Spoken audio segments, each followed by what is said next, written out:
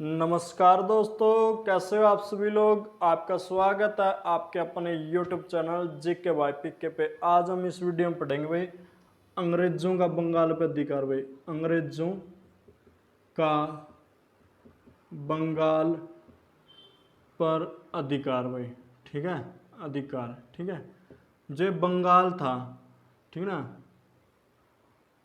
ये बंगाल, जो ये बंगाल था, ये कहते हैं भाई जो पहले मुगल शासन काल था, यानी कि मुगलों का साम्राज्य था भारत में। तो मुगल साम्राज्य के अधीन जितने भी प्रांत थे, उन प्रांतों में सबसे पहले यानी कि जो बंगाल था वो स्वतंत्र राज्य हुआ था, यानी स्वतंत्र हुआ था। और इसको स्वतंत्र कराने में सबसे बड़ा योगदान किसका था? मुर्शीद कुली खां का था। किसका था भाई? यानी कि मुर्शीद कुली खां का था भाई। ठीक है, किसका था? मुर्शीद कुली खां का था। यानी कि आप ये भी कह लो भाई मुर्शीद कुली खां के नेतृत्व में बंगाल सबसे पहले एक स्वतंत्र राज्य हुआ। यानी कि किससे स्वतंत्र हुआ? यानी कि मुगलों से स्वतंत्र हुआ भाई। ठीक है ना। और कहते हैं मुर्शीद कुली खां ने अपनी राजधानी किसको बनाया भाई? अपनी राजधानी मुर्शिदाबाद को बनाया भाई। किसको बनाया? यानी कि मुर्शिदाबाद को अपनी राजधानी बनाया भाई। और पहले बंगाल की राजधानी को क्या होती थी? ढाका होती थी भाई। ठीक है ना। लेकिन जो ये मुर्शीद कुली खां था, ये नियमित रूप से यानी कि जो मुगल बादशाह को क्या बेचता था? कर बेचता था भाई। ठीक है ना। और मुर्शीद कुली खां का उत्तरी अधिकारी का कौन हुआ? सुजाउद्दीन हुआ भाई। सुजाउद्दीन हुआ भाई। कौन हुआ इसका उत्तराधिकारी? सुजाउद्दीन हुआ भाई। और सुजाउद्दीन का उत्तराधिकारी कौन हुआ? सरफराज हुआ भाई। कौन हुआ? सरफराज हुआ भाई। ठीक है ना। और कहते हैं भाई 1740 में जो ये सरफराज था, इसकी हत्या करके बंगाल का नया नवाब कौन बना? अलवर्दी खां बना भाई। अलवर्दी खां बना भाई। अलवर्दी खां कौन बना? बंगाल का नया नवाब बना भाई। और जो अलवर्दी खां था, इसने जो यानी कि जो मुर्शीद कुली खां जो बंगाल के बादशाह को नियमित रूप से कर बेचता था, उसको कर बेचना क्या कर दिया? बंद कर दिया भाई। ठीक है ना। और कहते बंगाल जो बंगाल से जो कर जाता था मुगल बादशाह को, बंद होने के बाद जो बंगाल था एक समृद्ध राज्य होना शुरू हो गया भाई। और कहते भाई इसके शासनकाल में बंगाल इतना अधिक समृद्ध हो गया था कि इसको भारत का स्वर्ग कहा जाने लगा भाई। ठीक है ना। और कहते भाई अलवर्दी खां के बाद इसका उत्तराधिकारी कौन बनता है? इसका दामाद होता है, जिसका नाम क्या होता है? सिरजाउद्दौला होता है। यानी कि सिरजाउद्दौला होता है। कौन होता है? सिरजाउद्दौला इसका क्या होता है भाई? जो दामाद होता है, अलवर्दी खां का दामाद होता है, वो क्या होता है? बंगाल का नया नवाब बनता है भाई। ठीक है ना। नया नवाब बनता है भाई। ठीक है ना। और कहते हैं भाई 1756 में क्या? 1756 में जो ये सिरजाउद्दौला होता है, ये कहते हैं भाई 146 अंग्रेजों को यानी कि काल कोठरी में बंद कर देते हैं। और कुछ समय बाद जब उस कोठरी को खोला जाता है, तो उसमें से सिर्फ कितने? 23 अंग्रेज जिंदा बचते हैं भाई। और इस घटना को यानी किस नाम से जाना जाता है? ब्लैक होल ट्रेजेडी के नाम से जाना जाता है भाई। और इसी की वजह से 1757 यानी कि 23 जून यानी कि 1757 में प्लासी नामक स्थान पर एक युद्ध होता है, जिसको किस नाम से जाना जाता है? प्लासी का युद्ध के नाम से जाना जाता है भाई। ये एग्जाम में बहुत बार पूछा जाता है भाई प्लासी का युद्ध कब हुआ था? प्लासी का युद्ध 23 जून 1757 को हुआ था। और जो प्लासी है, ये किस नदी के किनारे पड़ता है? ये भागीरथी नदी के किनारे पड़ता है। किस नदी के किनारे पड़ता है? भागीरथी नदी के किनारे पड़ता है भाई। और जो प्लासी का युद्ध किसके बीच में होता है? ये वह सिरजाउद्दौला यानी कि सिरजाउद्दौला और अंग्रेज अधिकारी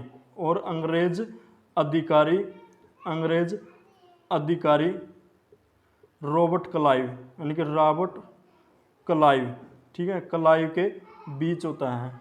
ठीक है, किसके बीच होता है? अंग्रेज अधिकारी रॉबर्ट क्लाइव के बीच होता है भाई। ठीक है ना। प्लासी का युद्ध कब होता है? प्लासी का युद्ध 23 जून 1757 को यानी कि प्लासी नामक स्थान पे यानी कि सिरजाउद्दौला और यानी कि अंग्रेज अधिकारी रॉबर्ट क्लाइव के बीच में होता है भाई।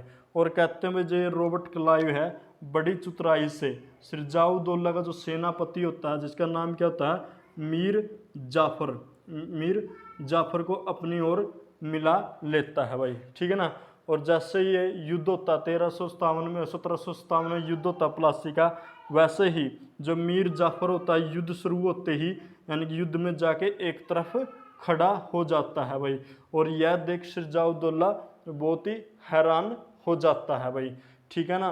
लेकिन कहते हैं भाई जो सिरजाउद्दौला के दो वफादार व्यक्ति होते हैं जिसका नाम क्या होता है यानी कि मीर मदान, ठीक है ना, और मोहन लाल यानी कि मोहन लाल, ये जो ये मीर जाफर के क्या होते हैं सिरजाउद्दौला के क्या होते हैं यानी कि भरोसेमंद व्यक्ति होते हैं। और ये अपनी सेना के साथ छोटी सी टुकड़ी के साथ क्या थे युद्ध में बड़ी बहादुरी से लड़ते हैं। और उसी दौरान यानी कि मीर जाफर की युद्ध में मीर मदान की युद्ध में क्या हो जाती है, मृत्यु हो जाती है। और कहते हैं भाई जब जब ये मीर जाफर सिरजाउद्दौला को दगा दे जाता है यानी धोखा दे जाता है, और इस धोखे की वजह से सिरजाउद्दौला हैरान हो जाता है और वो युद्ध छोड़ के भाग जाता है भाई। लेकिन कहते हैं भाई जो मीर जाफर का बेटा होता है वो सिरजाउद्दौला को पकड़ लेता है और पकड़ के उसको मौत के घाट उतार देता है भाई, ठीक है ना। यानी कि तो कहते हैं भाई जो प्लासी का प्रथम युद्ध जो प्लासी का युद्ध था वो मीर जाफर की दगाबाजी या धोखाबाजी की वजह से यानी कि कौन जीत जाते हैं, अंग्रेज जीत जाते हैं भाई। कौन जीत जाते हैं, अंग्रेज जीत जाते हैं भाई, ठीक है ना। और कहते हैं भाई यानी कि सिरजाउद्दौला की मृत्यु के बाद यानी कि जो अंग्रेज होते हैं ये मीर जाफर को क्या बना देते हैं, बंगाल का नया नवाब बना देते हैं भाई, ठीक है ना। यानी कि जो अंग्रेज किसको नया नवाब बना देते हैं, मीर जाफर, यानी कि मीर जाफर को यानी कि नया नवाब बना देते हैं। और जब कहते हैं जो मीर जाफर है ये अंग्रेजों की कठपुतली होता था भाई। और कहते हैं 1760 में यानी कि 1760 में अंग्रेज है और मीर जाफर को यानी कि गद्दी से हटा देते हैं। और किसको नया नवाब बनाते हैं, मीर कासिम को नया नवाब बना देते हैं, यानी कि मीर कासिम, ठीक है, कासिम को नया नवाब बना देते हैं भाई। और कहते हैं जब मीर कासिम होता है ये अपनी राजधानी को मुर्शिदाबाद से कहाँ पर स्थानांतरण करते हैं, मुंगेर में, यानी कि मुंगेर में अपनी राजधानी को स्थानांतरित कर लेते हैं भाई, ठीक है ना। और कहते हैं भाई जो ये मीर कासिम होता है ये भी अंग्रेजों से परेशान हो जाता है। और ये कहते हैं ये बाके यानी कि अवध के नवाब, यानी कि अवध का नवाब कौन होता है, सुजाउद्दौला, ठीक है ना, सुजाउद्दौला। और यानी कि शाह आलम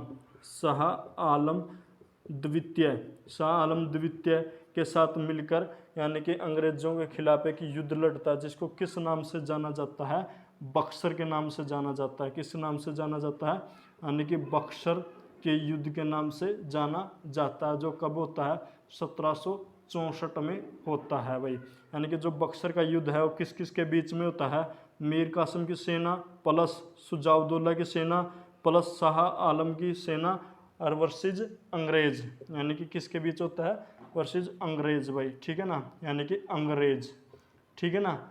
यानी कि जो इसकी तीनों सेना मिलके किसके खिलाफ लड़ाई लड़ती है, अंग्रेजों के खिलाफ लड़ाई लड़ते हैं। और कहते हैं भाई इस युद्ध में भी कौन विजय होता है, यानी कि अंग्रेज विजय होते हैं भाई। और अंग्रेजी सेना का नेतृत्व कौन करता है, हेक्टर मुनैरो करता है भाई, यानी कि हेक्टर मुनैरो, ठीक है, हेक्टर मुनैरो अंग्रेजी सेना का नेतृत्व करते हैं भाई।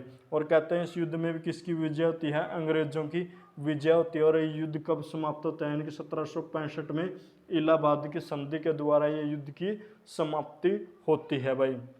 और कहते हैं भाई यानी कि इस युद्ध के बाद अंग्रेजों को बंगाल अवध की क्या मिल जाती है, दीवान मिल जाती है भाई, यानी कि दीवानी मिल जाती थी भाई। तो इस प्रकार अंग्रेजों ने बंगाल पे क्या जमा लिया, अपना अधिकार जमा लिया था भाई। तो अगली वीडियो में फिर मिलेंगे एक नए टॉपिक के साथ, तब तक जय हिंद जय भारत, धन्यवाद दोस्तों भाई।